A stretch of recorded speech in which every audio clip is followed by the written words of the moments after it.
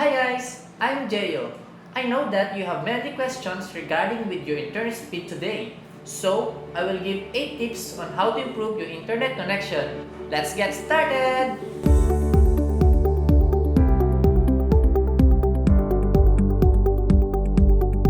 Tip number 1, router position. So, the first thing that you need to do is to put the router as high as possible to expand the Wi-Fi signal throughout the area. Tip number 2, router distance. The best option if you have one main area is to place the router as close as your devices. But the best place to put your router is on the center of the house to make the Wi-Fi signal more wider. Tip number 3, check your router updates. Updating your router firmware will improve the performance and fix some issues on the router. To update your router, go to the manufacturer website and download for the updates. Tip number 4, use long-range router. A different variety of internet routers can have a great range and can blast the internet throughout the whole area.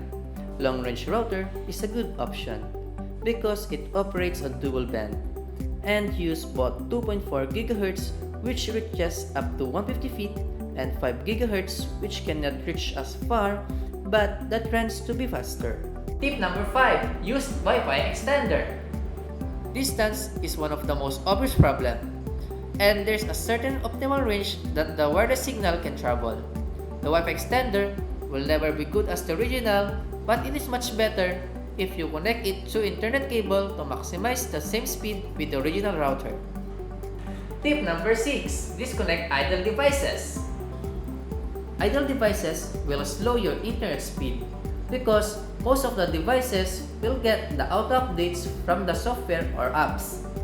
If you are connected to the Wi-Fi and you're not using your smartphone or laptop, it's better to turn off the Wi-Fi connection on your devices. Tip number 7, use modern or high-tech routers. Maybe you have aging router. Some old routers doesn't have any updated firmware to fix the issues or security. So now, we already have so-called modern or high-tech routers that could give you improved security features and be compatible with wider spectrum of devices. And the last tip that I can give you today is reset your router. Sounds simple, but sometimes restarting your router can speed up your internet. This is like restarting your computer that can suddenly fix unknown issues.